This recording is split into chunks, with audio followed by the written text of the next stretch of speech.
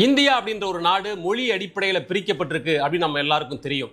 ஆனாலும் நூற்றுக்கணக்கான மொழிகள் பேசக்கூடிய ஒரு நாட்டில், ஆயிரக்கணக்கான வட்டார வழக்குகள் இருக்கக்கூடிய ஒரு நாட்டில் மொழியை அடிப்படையாக வச்சு மாநிலங்களை பிரிக்கிறது அப்படின்றது ஒரு ஆபத்தான அரசியல் சூதாட்டம் இல்லையா? ஆனாலும் அன்னைக்கு ஏன் இந்த முடிவை எடுத்தாங்க? இதை செயல்படுத்தும் போது இந்தியா எதிர்கொண்ட பிரச்சனைகள் என்னென்ன? மொழிவாரி மாநில பிரிவினையின் போது என்ன நடந்துச்சு? அதை பற்றியெல்லாம் இந்த வீடியோவில் விரிவாக டீட்டெயில்டாக பார்க்க போகிறோம். வெல்கம் டு பிடி ரிப்போர்ட்ஸ். நான் உங்கள் பாரதி தம்பி.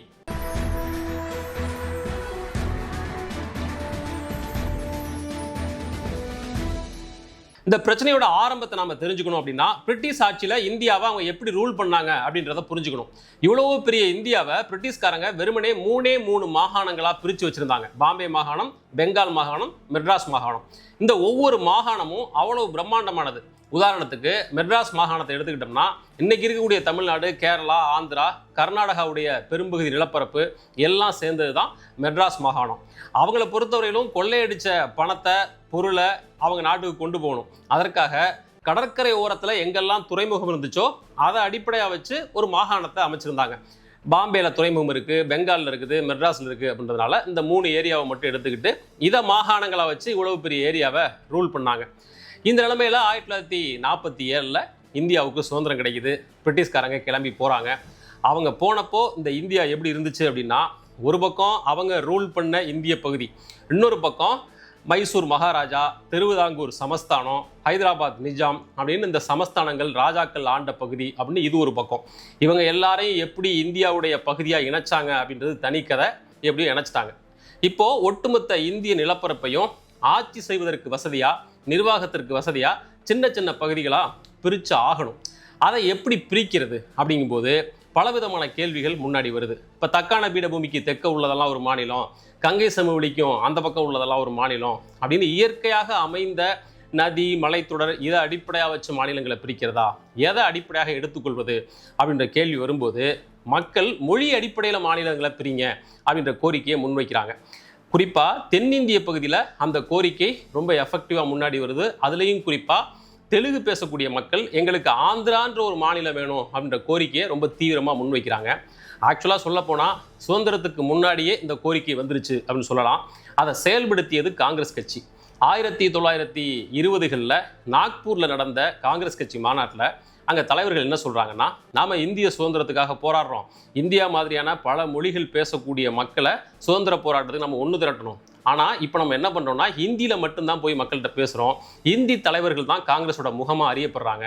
மாறா அந்தந்த வட்டார மொழி பேசக்கூடிய மக்கள்கிட்டேருந்து தலைவர்களை உருவாக்கி அவங்க மத்தியில் போய் பேசினா தான் சுதந்திர போராட்டத்துக்கு எல்லா விதமான மக்களையும் ஒன்று திரட்ட முடியும் அப்படின்னு பேசி அதில் ஒரு முடிவெடுத்து, அதுக்கு பிறகு தான் காங்கிரஸ் கட்சியில் அந்தந்த வட்டார தலைமைகள் அப்படின்ற விஷயம் பொதுவாக மேலிருந்து வருது. அதற்கு பிறகு தான் இந்தியா முழுக்க இவ்வளவு தலைவர்கள் உருவாகி வர்றாங்க. அப்படி சுதந்திரத்துக்கு முன்னாடி மொழி அடிப்படையில் தலைவர்களை உருவாக்கணுன்ற கோரிக்கையை ஏற்றுக்கிட்ட அதே காங்கிரஸ் 1947 சுதந்திரத்துக்கு பிறகு மொழி அடிப்படையில் மாநிலங்களை உருவாக்கணும் அப்படின்ற கோரிக்கை வந்தப்போ அதை அவங்க நிராகரிச்சாங்க, வேண்டான்னு சொன்னாங்க. ஏன்னா முன்னாடி மக்கள் மொழி அடிப்படையில் பிரிஞ்சிருந்தாங்க, அவங்கள ஒன்று சேர்க்கறதுக்கு அப்படி பயன்படுத்துறாங்க. அது ஒரு காரணம் இருந்துச்சு. ஆனால் இன்னைக்கு அதே மொழி அடிப்படையில் மாநிலங்களை பிரிச்சா பின்னாடி ஒவ்வொரு மாநிலமும் தனிநாடு கொடுங்க அப்படின்னு கேட்க ஆரம்பிச்சா என்ன ஆகும்? இந்த நாடு பல நூறு துண்டுகளாக சிதறி போயிடுமே அப்படின்ற பயம் ஒரு பக்கம். இன்னொரு பக்கம் அப்போதான் இந்திய பாகிஸ்தான் பிரிவினை நடந்து முடிஞ்சிருந்துச்சு. கோடிக்கணக்கான மக்கள் இங்கே இருந்தாங்க, அங்கிருந்து இங்கே அப்படின்னு இடம் மாறி இருந்தாங்க. எத்தனையோ லட்சக்கணக்கான மக்கள் வன்முறையில் கொல்லப்பட்டிருந்தாங்க. அந்த பிரிவினையோட காயம் ஆறுறதுக்கு முன்னாடி மொழி அடிப்படையாக வச்சு மாநிலங்களை பிரிச்சா அது புதுவிதமான வன்முறைகளுக்கும் கலவரங்களுக்கும் அடிப்படையாக அமைஞ்சிருமோ, அதன் மூலமாக பல லட்சக்கணக்கான மக்கள் கொல்லப்படுவாங்களோ அப்படின்ற அச்சம் காரணமாகவும் இந்த கோரிக்கையை அவங்க நிராகரித்தாங்க. இருந்தாலும் கூட ஏதோ ஒரு விதத்தில் இந்த நாட்டை நிர்வாக வசதிக்காக சின்ன சின்ன யூனிட்டுகளாக பிரித்து தான் ஆகணும் அப்படின்ற கட்டாயம் ஒரு பக்கம், மக்கள்கிட்டேருந்து எழுந்த கோரிக்கைகள் மறுபக்கம். அதனால் என்ன பண்ணுறாங்க அப்படின்னா, எதை அடிப்படையாக வச்சு இந்த நாட்டை பிரிக்கிறது, குறிப்பாக மொழி அடிப்படையாக வச்சு பிரிக்கிறதா வேண்டாமா அப்படின்றத முடிவு பண்ணுறதுக்காக 1948 எஸ்கே தார் கமிஷன் அப்படின்னு ஒரு கமிஷன் அமைக்கிறாங்க. அந்த கமிஷன் ஆய்வெல்லாம் பண்ணிட்டு, இல்லை மொழி அடிப்படையில் பிரிக்கிறது நல்லது கிடையாது, அது நாட்டு பிரிவினைக்கு வழிவகுத்துரும், அதனால எக்ஸிஸ்டிங்காக இருக்கிற அந்த மாகாண முறையவே நம்ம ஃபாலோ பண்ணலாம், நிர்வாக வசதிக்கு அதுவே போதுமானது அப்படின்றது போல் அவங்க ரெக்கமெண்டேஷனை கொடுத்துட்றாங்க. இதில் மக்கள் கடுப்பாகிறாங்க, இன்னும் கொஞ்சம் போராட்டத்தை நடத்துகிறாங்க. உடனே அதே 48 ஜேவிபி கமிட்டி அப்படின்னு இன்னொரு கமிட்டி அமைக்கிறாங்க. ஜவஹர்லால் நேரு, வல்லபாய் பட்டேல், பட்டாபி சீதாராமையா, இந்த 3 பேரோட முதல் எழுத்தை சேர்த்தா அதுதான் ஜேவிபி கமிட்டி. அந்த கமிட்டியும் ஆய்வு பண்ணிட்டு என்ன சொல்லுது அப்படின்னா, மொழி அடிப்படையில் மாநிலங்களை பிரிக்க வேண்டாம், சரி கிடையாது அப்படின்னு அவங்க சொல்றாங்க.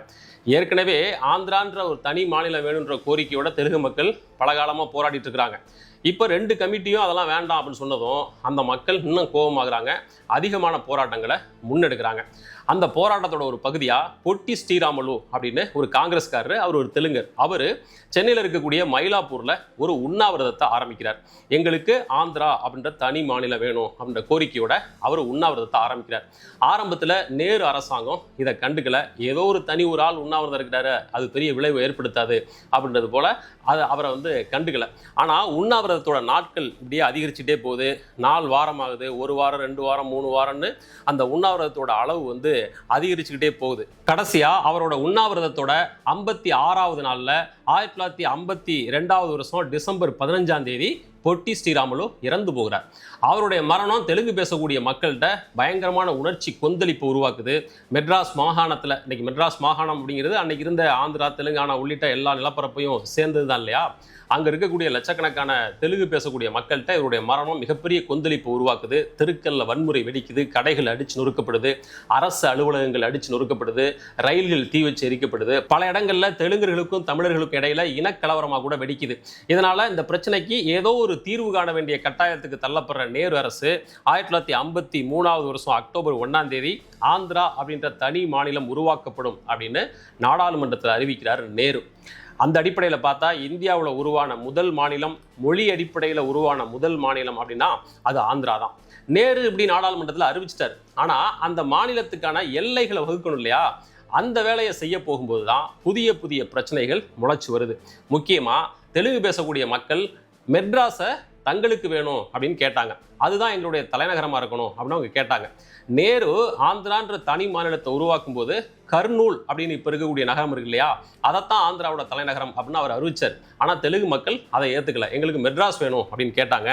மெட்ராஸ் மனதே அப்படின்ற புகழ்பெற்ற முழக்கம் அப்போ உருவானது தான். மெட்ராஸ் மனதே அப்படின்னா மெட்ராஸ் எங்களுக்கே அப்படின்றது போல அர்த்தம். அந்த முழக்கத்தை முன் வச்சு அவங்க தீவிரமாக போராட ஆரம்பிக்கிறாங்க. மறுபக்கம் அதெல்லாம் மெட்ராஸை விட்டு கொடுக்க முடியாது, இந்த மதராசப்பட்டினம் எங்களுடையது அப்படின்னு தமிழ் மக்கள் போராட்டத்தை நடத்துகிறாங்க. இந்த போராட்டம் பல இடங்கள்லையும் தீவிரமடையுது.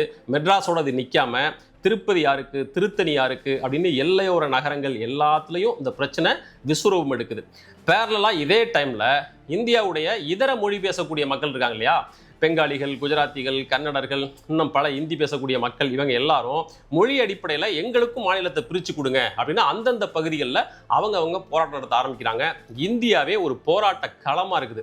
இப்படி போராடுற எல்லா மக்களுக்கும் மொழி அடிப்படையாக வச்சு மாநிலத்தை பிரித்து கொடுக்குறதா இருந்தால் இந்தியாவை 100கணக்கான மாநிலங்களாக பிரித்து கொடுக்க வேண்டியிருக்கும். அதை செய்ய முடியாது. அப்போது மாநிலத்தை எதை அடிப்படையாக வச்சு பிரிக்கிறது அப்படின்றதுக்கு ஒரு பொதுவான அளவுகோல் தேவை. அதை முடிவு பண்ணுறதுக்காக 1953 நீதிபதி ஃபசல் அலி கமிட்டி அப்படின்னு ஒரு கமிட்டி அமைக்கிறார் நேரு. அந்த கமிட்டி இந்தியா முழுக்க பல இடங்களுக்கும் சுற்றி திரிஞ்சு அங்க இருக்கக்கூடிய அரசியல் தலைவர்கள், தொழிலதிபர்கள், மக்கள், செயல்பாட்டாளர்கள் எல்லாரையும் சந்திச்சு பேசி 1955 அரசுக்கு ஒரு ரெக்கமெண்டேஷனை கொடுக்குது. அதுல இந்தியாவை 14 மாநிலங்களாகவும் 6 யூனியன் பிரதேசங்களாகவும் பிரிக்கலாம் அப்படின்னு அவங்க பரிந்துரையை கொடுக்குறாங்க. 1956 நவம்பர் 1ஆம் தேதி அந்த ஃபசல் அலி கமிட்டி, அதாவது மாநில மறுசீரமைப்பு ஆணையத்தோட அந்த முடிவுகள் அமலுக்கு வருது. அது அமலுக்கு வந்துருச்சு. ஆனால் அதன் பிறகுதான் பிரச்சனை இன்னும் பெருசாக வெடிக்குது. ஏற்கனவே மெட்ராஸ் யாருக்கு அப்படின்ற பிரச்சனை ஒரு பக்கம் தீவிரமாக போயிட்டு இருக்கும்போதே இன்னொரு பக்கம் திருத்தணி யாருக்கு, திருப்பதி யாருக்கு அப்படின்ற அந்த பிரச்சனையும் வெடிக்குது. மாப்போசி மாதிரியான தலைவர்கள் திருப்பதி, திருத்தணி இதையெல்லாம் விட்டு கொடுக்க முடியாது அப்படின்னு பெருங்கூட்டத்தை திரட்டிக்கிட்டு நடைபயணமெல்லாம் போகிறாங்க. இருந்தாலும் கடைசியில் திருப்பதி ஆந்திராவுக்கு ஒதுக்கிட்டு திருத்தணியை மட்டும்தான் தமிழ்நாட்டுக்கு ஒதுக்குனாங்க. அதை மட்டும்தான் நம்மளால் மீட்க முடிஞ்சுது. தமிழ்நாடு கேரள எல்லையிலையும் பயங்கரமான பிரச்சனை. 2 மாநிலத்துக்கும் நடுவில் இருந்த எல்லையோரத்தை சேர்ந்த மக்கள் எந்த பக்கம் போகிறது அப்படின்றதுல கடுமையான போராட்டங்கள் நடத்த ஆரம்பித்தாங்க.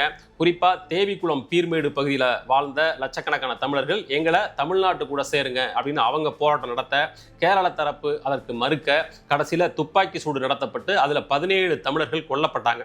இருந்தாலும் கூட தேவிக்குளமும் பீர்மேடும் இன்னைய வரைக்கும் கேரளாவின் ஒரு பகுதிகளாக தான் இருக்குது. அது கேரளா கூட சேர்க்கப்பட்டுச்சு. இன்னொரு பக்கம் தென் தமிழ்நாட்டில் கன்னியாகுமரியை தமிழ்நாட்டு கூட சேர்க்கணும் அப்படின்னு மார்சல் நேசமணி மாதிரியான தலைவர்கள் அதிதீவிரமான போராட்டத்தை நடத்தி கடைசியில் கன்னியாகுமரியை மட்டும் தமிழ்நாட்டு கூட கொண்டு வந்து சேர்த்தாங்க.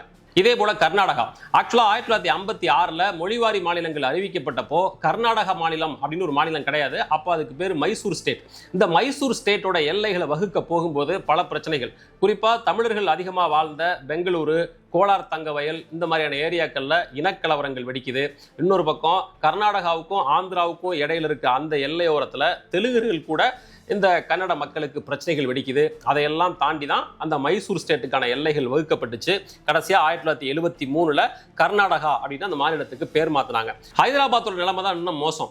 ஆக்சுவலா 1953 ஆந்திரான்ற ஒரு தனி மாநிலம் இந்தியாவிலேயே முதல் முறையா உருவாக்கப்பட்டுச்சு. மொழி அடிப்படையில் உருவாக்கப்பட்ட முதல் மாநிலமும் ஆந்திரா தான். ஆனா அப்ப தெலுங்கானா பகுதி ஆந்திரா கூட சேர்க்கப்படல. அப்ப தெலுங்கானா ஹைதராபாத் மாகாணத்தோட ஒரு பகுதியா தான் இருந்துச்சு. ஆனா அந்த மாநில மறுசீரமைப்பு ஆணையம் நீதிபதி ஃபசல் அலி கமிட்டி இருக்கு இல்லையா, அவங்க அந்த தெலுங்கானா பகுதியையும் சேர்த்து ஆந்திரா கூட ஒன்று சேர்க்கணும் அப்படின்னு ரெக்கமெண்டேஷன் கொடுத்தாங்க. இது ஆரம்பத்தில் தெலுங்கானா பகுதி மக்கள் ஏத்துக்கல. அப்படி எங்களை ஆந்திரா கூட ஒன்று சேர்த்து விட்டீங்கன்னா நாங்க புறக்கணிக்கப்படுவோம், எங்களுக்கு போதுமான அளவுக்கு ரிசோர்ஸ் இல்லை, அரசு பணிகளில் தொழிற்சாலைகள் அமைக்கிறதுல எங்களுக்கு முன்னுரிமை தர மாட்டாங்க, எங்களை புறக்கணிப்பாங்க அப்படின்ற அச்சம் அவங்களுக்கு இருந்துச்சு. அதனால என்ன பண்ணாங்கன்னா தெலுங்கானா தலைவர்கள் ஆந்திரா தலைவர்கள் 2 பேரையும் கூப்பிட்டு வச்சு ஜென்டில்மேன் அக்ரிமெண்ட் அப்படின்னு ஒரு அக்ரிமெண்ட்டை ஏற்படுத்திக்கிட்டு அதற்கு பிறகுதான் தெலுங்கானாவை ஆந்திரா கூட ஒன்று சேர்த்தாங்க. இருந்தாலும் காலப்போக்கில் அந்த தெலுங்கானா மக்கள் அவங்க ஆல்ரெடி நினைச்சது போலவே தாங்கள் புறக்கணிக்கப்படுவதா உணர்ந்து பலகட்ட போராட்டங்கள் நடத்தி கடைசியா 2014 தெலுங்கானா அப்படின்ற ஒரு தனி மாநிலம் உருவாக்கப்பட்டுச்சு. இதுல இன்னொரு முக்கியமான கோணத்தையும் நம்ம பார்க்கணும். தந்தை பெரியார் திராவிட நாடு அப்படின்ற கோரிக்கையை மிக தொடக்கத்திலேருந்து முன் வச்சார். தமிழ்நாடு, கேரளா, ஆந்திரா, கர்நாடகா ஆகிய 4 தென்னிந்திய மாநிலங்களையும் ஒன்று சேர்த்து திராவிட நாடு அப்படின்ற தனி நாட்டை உருவாக்கணும் அப்படின்றது அவருடைய முக்கியமான கோரிக்கைகள்ல ஒன்று. அதற்காக ரொம்ப தீவிரமாக அவர் செயல்பட்டார். இருந்தாலும் 1953 ஆந்திரா அப்படின்ற ஒரு தனி மாநிலம் உருவாகிட்ட பிறகே இந்த திராவிட நாடு கோரிக்கை அப்படிங்கிறது கொஞ்சம் கொஞ்சமா வலுவிழக்க ஆரம்பிக்குது. அப்புறம் 1956 ஆந்திரா தனியா போயிடுச்சு ஆல்ரெடி, கர்நாடகா அப்புறம் தனியா, தமிழ்நாடு தனியா, கேரளா தனியா அப்படின்னு 4 மாநிலங்களும் தனித்தனியா பிரிஞ்சு போயிட்ட பிறகு திராவிட நாடு கோரிக்கை அதற்கான அடிப்படை அப்படின்றதே இல்லாம போயிடுது. திமுகவும் கூட அடைந்தால் திராவிட நாடு, இல்லை என்றால் சுடுகாடு அப்படின்ற தீவிரமான முழக்கத்தை முன் வச்ச கட்சி தான். மொழிவாரி மாநில பிரிவினைக்கு பிறகும் கூட திராவிட நாடு அப்படின்ற கோரிக்கையை திமுக கைவிடல. இந்த நிலைமையில 1962 இந்திய சீன யுத்தத்துக்கு பிறகு அப்ப இருந்த இந்திரா காந்தி அரசு தேச பிரிவினை பேசக்கூடிய கட்சிகள் எல்லாத்தையும் தடை பண்ண போறோம் அப்படின்னு அறிவிச்சாங்க. அதை தொடர்ந்து 1963 திமுக அதிகாரப்பூர்வமா திராவிட நாடு கோரிக்கையை கைவிடுறதா அறிவிச்சது. அதற்கு பதிலாக மாநில சுயாட்சியை நாங்க முன்னெடுப்போம் அப்படின்னு அறிவிச்சாங்க. இப்போ வரைக்கும் அதை அவங்க ஃபாலோ பண்ணிட்டு இருக்காங்க. சரி, மொழிவாரி மாநில பிரிவினையப்போ தென்னிந்திய மாநிலங்கள் சந்திச்ச பிரச்சனைகள் இதெல்லாம் அப்படின்னா வடக்க என்ன மாதிரியான பிரச்சனைகள் வந்துச்சு, அங்க பிரச்சனையே வரலையா அப்படின்னா அங்கேயும் ஏராளமான பிரச்சனைகள் வந்திருக்குது. முக்கியமா இந்தி பேசக்கூடிய மாநிலங்கள்ல இது மிகப்பெரிய பிரச்சனையை உருவாக்கி இன்னைய வரைக்கும் எதிரொலிச்சுட்டு இருக்கு. அதற்கு அடிப்படையான காரணம் இந்தி அப்படின்ற ஒற்றை மிகப்பெரிய மொழி. அந்த மொழியோட ஆதிக்கம் அங்க அதிகமா இருந்ததுனால இதர மொழி பேசக்கூடிய மக்களுடைய கோரிக்கைகள் யாரு காதலையும் விழாமையே போயிடுச்சு. முக்கியமா உத்தரப்பிரதேசம் மற்றும் பீகார் பகுதிகளில் போஜ்பூரி, மைதிலி, மாகாகி இது போன்ற மொழிகளை பேசக்கூடிய மக்கள் கோடிக்கணக்கான பேர் வாழ்றாங்க. ஆனா அந்த மொழிகளை தனி ஒரு மொழியா அங்கீகரிக்காம அதெல்லாம் ஹிந்தியோட ஒரு வட்டார வழக்கு அப்படின்றது போல ஒதுக்கி தள்ளிட்டு அந்த மக்களுடைய கோரிக்கையை அவங்க கண்டுக்கவே இல்லை. அதே போல உருது பேசக்கூடிய மக்கள் இந்த மொழிவாரி மாநில பிரிவினையப்போ உருது பேசக்கூடிய மக்கள் மட்டும் ஒரு குறிப்பிட்ட பகுதியில் அதிகமாக வாழ்றோம், அதுக்கு தனி ஸ்டேட் வேணும் அப்படின்னு கேட்டாங்க. அந்த கோரிக்கையும் ஏற்றுக்கப்படலை. அந்த அதிருப்தியும் கூட இப்போ வரைக்கும் இருக்கு. பாம்பேல வேற பிரச்சனை. அன்றைய பம்பாய் மாகாணத்துல மராத்தி மக்களும் குஜராத்தி மக்களும் ஓரளவுக்கு இணையா வாழ்ந்தாங்க. பம்பாய் நகரம் யாருக்கு அப்படின்ற பிரச்சனை வந்தப்போ எப்படி சென்னை யாருக்கு அப்படிங்கும்போது இங்கே பிரச்சனை வெடிச்சதோ அதே போல அங்கேயும் பிரச்சனை வெடிச்சது. மராத்தியர்களும் குஜராத்தியர்களும் தெருவுல இறங்கி அடிச்சுக்க ஆரம்பிச்சாங்க. நூற்றுக்கணக்கான பேர் சுட்டு கொல்லப்பட்டாங்க. கடைசியில் 1960 பாம்பே மாகாணம் 2ஆ உடைக்கப்பட்டு குஜராத், மகாராஷ்டிரா அப்படின்ற 2 மாநிலங்கள் உருவாக்கப்பட்டுச்சு. அந்த பக்கம் பஞ்சாப்ல பஞ்சாபி மொழி பேசுறவங்களுக்கும் இந்தி மொழி பேசுறவங்களுக்கு இடையில மொழி மற்றும் மத அடிப்படையில பிரச்சனை. இதற்கு பிறகும் இவங்க ஒன்னா சேர்ந்து வாழ்ந்தா இந்த ஏரியா ரத்த கலரியாகும் அப்படின்றத புரிஞ்சுக்கிட்ட அரசு 1966 ஷா கமிஷன் அப்படின்னு ஒரு கமிஷன் அமைச்சாங்க. அந்த கமிஷனோட ரெக்கமெண்டேஷன் படி அந்த மாகாணம் 2ஆ பிரிக்கப்பட்டு பஞ்சாப் மற்றும் ஹரியானா அப்படின்ற 2 மாநிலங்கள் உருவாக்கப்பட்டுச்சு. 2 மாநிலங்களுக்கும் பொதுவா சண்டிகர் அப்படின்ற ஒரு நகரமே தலைநகரமா இருக்கும் அப்படின்னு அறிவிச்சாங்க. இப்போ வரைக்குமே சண்டிகர் தான் 2 மாநிலங்களுக்கும் சேர்த்து ஒரே தலைநகரம். சரி, இவ்வளவு குழப்பம், பிரச்சனை, உயிரிழப்புகள் எல்லாம் நடந்திருக்குதே. மொழிவாரி மாநில பிரிவினையால இந்தியா சிதறி போச்சா, உடஞ்சு போச்சா அப்படின்னா அதற்கு ஒரு பதில காலம் தெளிவாக கொடுத்துருக்குது. மொழிவாரி மாநில பிரிவினை நடக்காமல் இருந்திருந்தால் இந்த தேசம் எப்படி சிதறி போயிருக்கும் அப்படின்னு நமக்கு தெரியாது. ஆனால் மொழி அடிப்படையில் அந்த நாட்டை பிரிச்சதுனால ஒவ்வொரு மாநிலமும் அடைஞ்சிருக்கிற நன்மைகள் அப்படிங்கிறது ரொம்ப அதிகம். மக்கள் தங்களுடைய சொந்த தாய்மொழியில் படிக்க முடியுது, ஆட்சியாளர்கள் கூட கம்யூனிகேட் பண்ண முடியுது, திரைப்படங்கள் வளர்ந்துருக்கு, இலக்கியங்கள் வளர்ந்துருக்கு. எல்லா அடிப்படையிலையும் இது நன்மையை தான் இந்த நாட்டுக்கு கொண்டு சேர்த்துருக்குது. இந்த பிரச்சனையை நாம் ஒரு மனிதரிடம் கொண்டு முடிக்க வேண்டும். அவர் பேர் பொட்டி ஸ்ரீராமுலு. அவருடைய மரணம் இந்த தேசத்திற்கு ஒரு கதவை திறந்தது. அப்போதுதான் பிறந்திருந்த இந்தியா இந்த தேசத்தின் பிரம்மாண்டமான பிரச்சனையை நேருக்கு நேர் முகம் கொடுத்து சந்திக்க வேண்டிய கட்டாயத்துக்கு ஆளானது. ஒரு அரசியல் முடிவை எடுக்க வேண்டிய நிர்பந்தத்திற்கு ஆளானது. அப்படி இந்தியா எடுத்த அரசியல் முடிவால் இந்த தேசம் வலிமையடைந்திருக்கிறது அப்படின்றத இன்னைக்கு நாம கண்கூடா பார்க்கிறோம். அன்னைக்கு மொழி அடிப்படையாக வச்சு மாநிலங்களை பிரிச்சப்போ அது மக்கள்கிட்ட பலவிதமான எதிர்ப்புகளை உருவாச்சு. தாங்கள் பாதிக்கப்படுகிறோம் அப்படின்னு உணர்ந்த மக்கள் அதற்கு எதிராக போராடினாங்க, போராடி உரிமைகளை பெற்றாங்க. ஆனா இன்னைக்கு இந்தி அப்படின்ற மொழியை நம்முடைய கண்ணுக்கே தெரியாமல் நம்முடைய சிந்தனையின் வாயிலாக மெல்ல மெல்ல திணிச்சிட்டு இருக்காங்க. மொழி அடிப்படையில் எப்படி இந்த தேசத்தை பிரிச்சாங்க அப்படின்ற சப்ஜெக்ட்ல ஆரம்பிச்ச இந்த வீடியோ கடைசியில் மொழி திணிப்பு அப்படின்ற இடத்துல நிக்குது. ரெண்டுக்கு இடையில ஏதோ ஒரு இணைப்பு இருக்கு அப்படின்னு நான் நம்புறேன். இந்த வீடியோ மொழிவாரி மாநில பிரிவினை பத்தின கூடுதல் இன்சைட்ஸ் உங்களுக்கு கொடுத்துருக்கோம் நம்புறேன். மீண்டும் மற்றொரு வீடியோவில் சந்திக்கலாம். நன்றி.